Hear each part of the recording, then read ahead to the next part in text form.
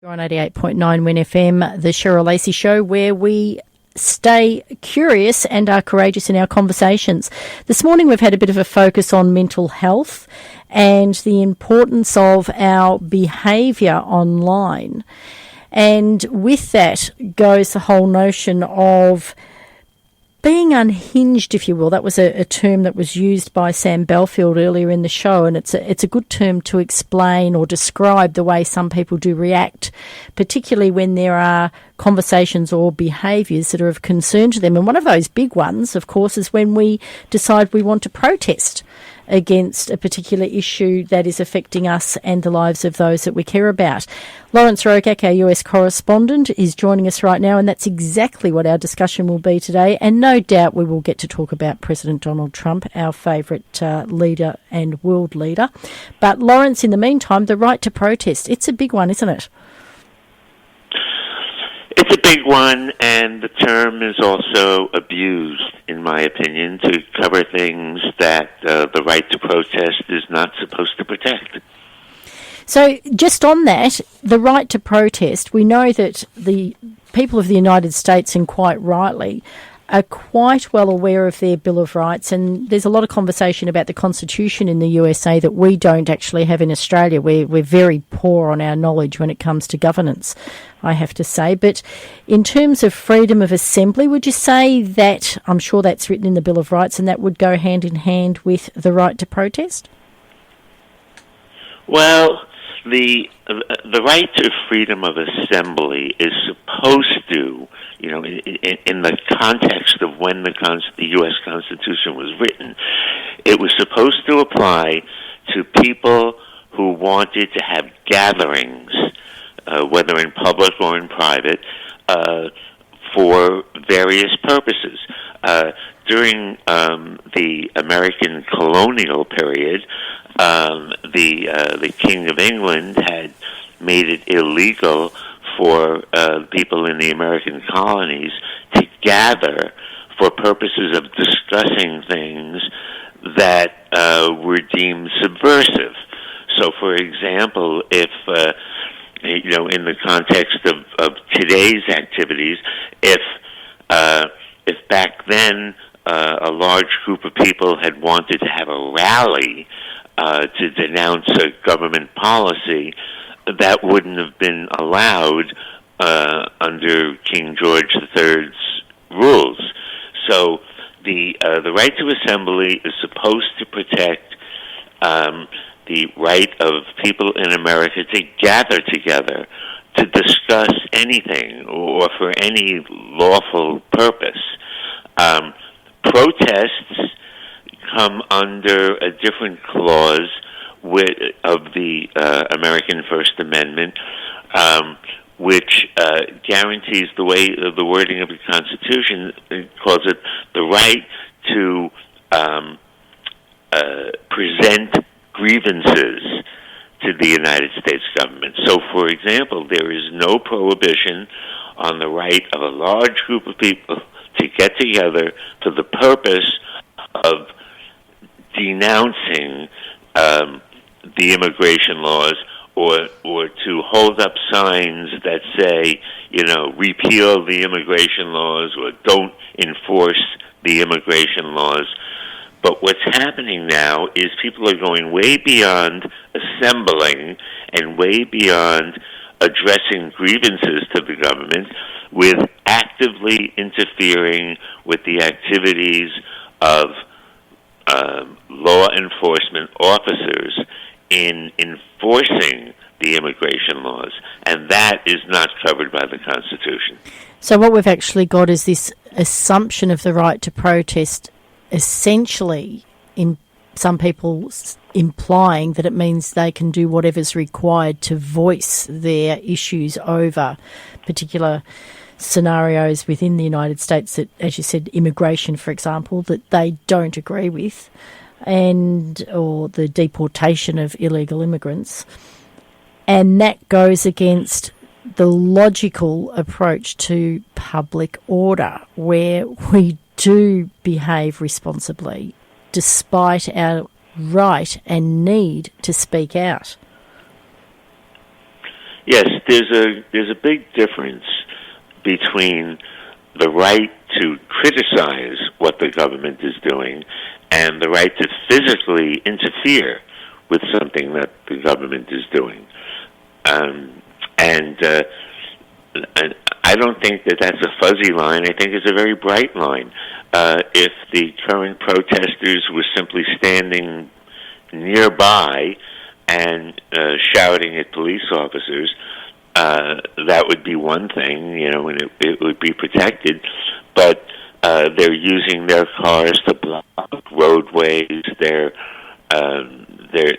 physically getting way too close to police officers to scream in their faces, and they're actively helping suspected illegal immigrants to avoid being arrested. And in America, that's a crime called obstruction of justice, aiding fugitives. It goes beyond, and it's intentional, too, because if you read the things that people who support the protesters say online, they say, do it by any means necessary. This is a well-organized movement to oppose the power of the government to enforce its laws. Isn't it fascinating that they'll say do it by any means possible, and yet when you've got law and order trying to keep the safety of people secure and done appropriately, and then there's a point at which they have to respond in ways that they wouldn't necessarily choose to but have to, by any means necessary, gets totally thrown out the door. Yes, and there are a number of ironic things about this. Among them, that these protesters are the same group of people who, when they were in power and when their party was in power, and did things that were objectionable to people on the right, they would use the phrase "nobody is above the law," and the law is supreme. So they're only in favor of those laws that they support. When they don't support a law, they're fully in favor of violating it and encouraging and protecting and enabling the violation of those laws. Now, we are talking about Minnesota specifically when you talked about the motor vehicles and so forth. And we are watching that here in Australia very closely, as are others around the world, our listeners who are living outside of Australia and the US. At what point do you think that there was a tipping point in Minnesota that caused these international headlines? And who actually gets to decide where that tipping point is? Well, where the tipping point is depends on your political point of view. I like to compare the current protests to what happened on January 6th, 2021, when a group of people who supported President Trump made a violent protest at the U.S. Capitol in an attempt to prevent Congress from certifying the election results and certify Joe Biden as president. Now, while there's controversy over what actually happened on January 6th, let's assume, for the sake of argument, that it really was violent, because there were some moments of violence, although there were plenty of moments of nonviolence, but let's assume it was a violent confrontation. The people on the left say that was an insurrection. An insurrection being, the definition of an insurrection is an attempt to overthrow the government and replace it with a new government. It didn't come anywhere close to being that, but they called it an insurrection. But it only lasted 5 hours. Now, there is no question that the protesters now are doing much worse than what was done on January 6th, and they're doing it every day. But they're doing it for a purpose that the left feels is legitimate. They are definitely thwarting the authority of the U.S. government. They are unquestionably violent, and they are trying to substitute their own version of the law for what the U.S. government is doing. In my opinion, they're committing a January 6th every day, and they're doing it for weeks. But you asked what was the tipping point. If you ask me why Minnesota is different from what's going on in any other state, it's because of the revelation that Congresswoman Ilhan Omar and a large network of her supporters, going right up to the Tim Walz, the governor of Minnesota, have been found to have engaged in a scheme to defraud the U.S. government out of over $9 billion under the pretext of supporting Somalian daycare centers. Now, that's been exposed as a complete fraud. These daycare centers don't actually provide any daycare. There were no children enrolled in them, but the exposure of that fraud is the tipping point that has caused Minnesota to be the focus of these protests. Now, the tipping point there, as you say, is fraudulent activity, and yet these people are still in office. So is it a state issue initially that needs to be dealt with, or is it a federal issue, because no doubt there would be federal funds pouring into Minnesota?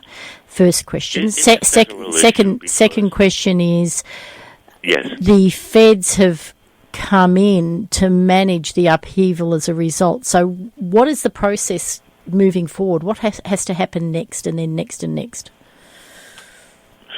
The next step should be indictments and arrests. Why those haven't happened yet, I don't know. They don't publicize it much. My guess is that the evidence is being gathered. One of the objects of these protests, although it's not as well publicized, is that the federal government has demanded documents from the state of Minnesota that would tend either prove or disprove the allegations of fraud, and the state of Minnesota is refusing to turn them over. Any confrontation or disagreement between a united state and the federal government becomes a federal matter. Just like the old saying, where there's smoke, there's fire, the way I see it is that the reason that the flashpoint is in Minnesota is because Minnesota is where this massive fraud and theft of federal money has taken place, or at least has been discovered up until now. And I think you might be right there. Is the focus. Yeah, indeed, Lawrence, sorry. And I'm only assuming when you say they're gathering evidence, it would likely be clear that Minnesota is not the only state involved. And so once you get started, so on, it flows to uncover the rest. And once you start, you've got to be pretty sure that your ducks are lined up. And we know that President Trump is quite strategic in his approach. So I don't disagree with you there that they're currently quietly gathering the evidence so that they can, when they strike properly.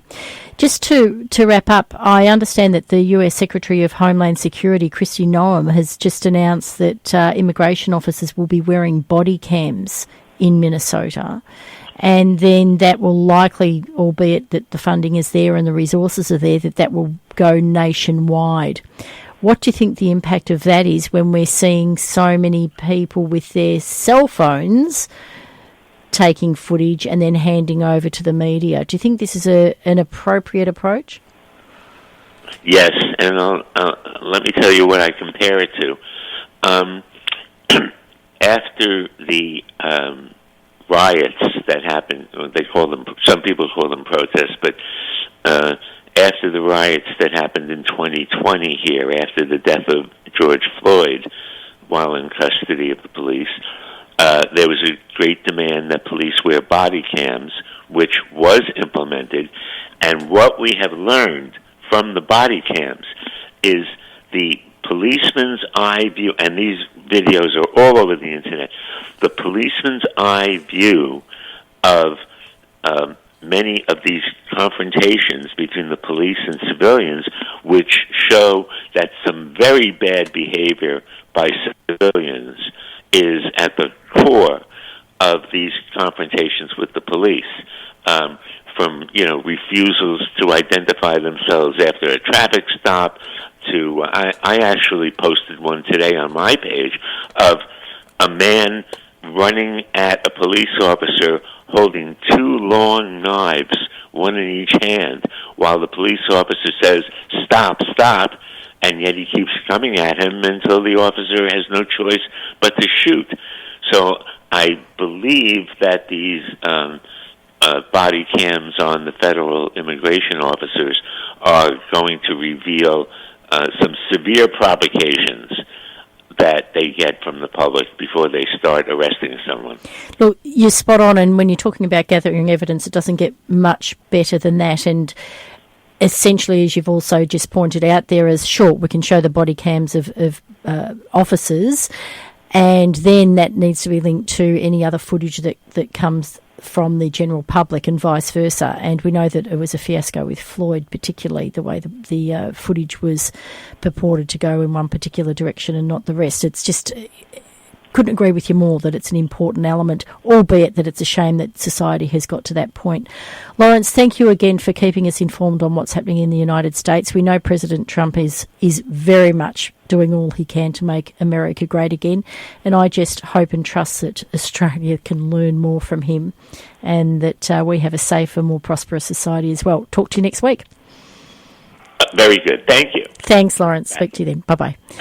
You're on 88.9 WIN FM. Lawrence Rogak, our US correspondent, discussing the Minnesota issues and the fraudulent activities that have resulted in these demonstrations and what the right to protest really means and the impact it does have, and how inappropriate protesting leads to even more necessary measures by the government, such as body cams. So Australia needs to be keeping their eye out on all of these things too, because the demonstrations we're having year in, year out just keep on coming.